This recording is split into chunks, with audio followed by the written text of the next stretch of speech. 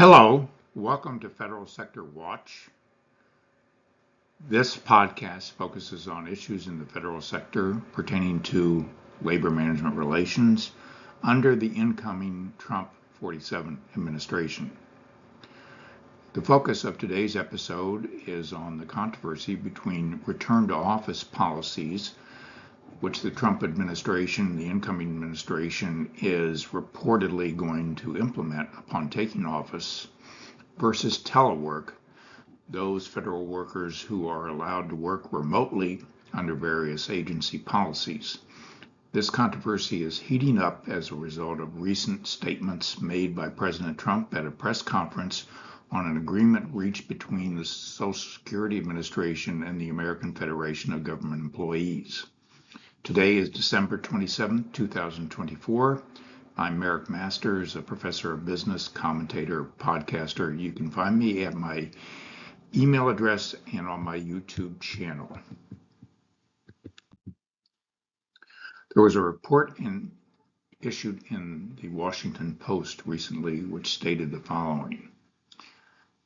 Trump's expected return to office mandate faces furious resistance from federal employees, many of whom are covered by union agreements that guarantee work from home policies. Collective bargaining contracts, many of which include provisions for telework or remote work, are extended to about 6% of the civil service, and a record 10% of federal jobs are designed as fully remote. The agreement between the Social Security Administration and the American Federation of Government Employees covers roughly 42,000 Social Security employees. Under the agreement, requirements for workers range from being in the office from 2 to 5 days per week.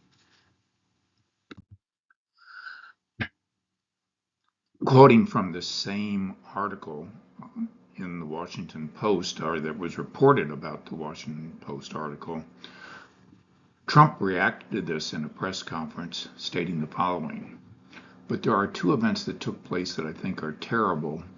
One is that if people don't come back to work, come back into the office, they're going to be dismissed, and somebody in the Biden administration gave a 5-year waiver of that, so that for 5 years, people don't have to come back to the office, Trump said. It involved, he said, 49,000 people. For 5 years, they don't have to go. They just signed this thing. It's ridiculous. So it was like a gift to a union, and we're going to obviously be in court to stop it.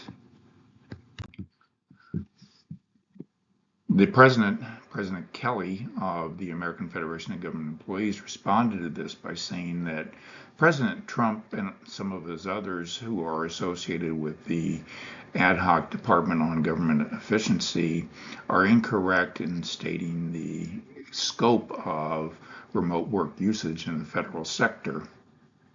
Notwithstanding, Kelly said, collective bargaining agreements entered into by the federal government are binding and enforceable under the law.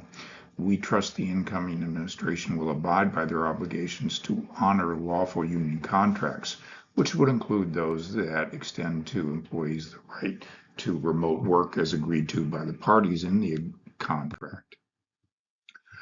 Now, what are the issues here that are likely to be subject to controversy and litigation or proceedings before the Federal Labor Relations Authority?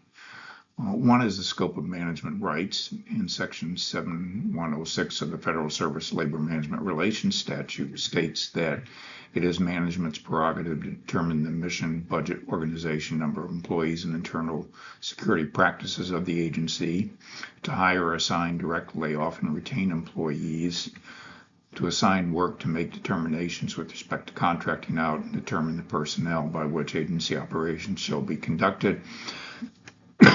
And it also includes, under Part B here, an item that allows for agency management to agree with the union to negotiate certain so-called permissive items, which are over the items enumerated in B1, B2, and B3 here.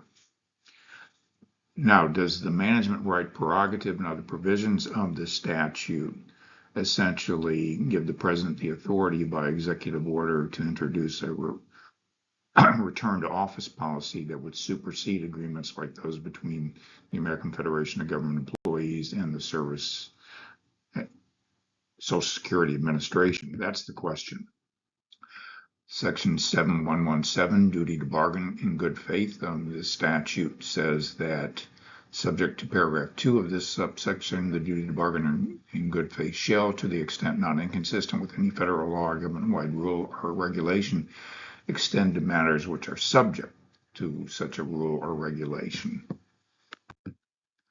In section 114 states that the head of the agency shall approve the agreements negotiated by the parties, labor and management, within 30 days of the date of the agreement, if the agreement is in accordance with provisions of this chapter and any other applicable law, rule, or regulation. So I anticipate that Trump will issue an executive order mandating return to office, and the question will be whether that order supersedes the agreement between AFGE and the Social Security Administration. And that will be subject to review, perhaps under the Federal Labor Relations Authority and also under federal courts. I'm not an attorney, and I do not speak with any expertise about the legal machinations and issues that will be involved here, but I have no doubt that it will be subject to dispute, and it will be very interesting to watch, and we will follow it very carefully. Here's a little bit about myself, my academic background, my current interest. I've had a long-standing interest in federal sector labor management relations. I wrote my dissertation on that. I'm finishing up a book on federal sector labor relations since John F. Kennedy's executive order on collective bargaining issued in 1962 to the present.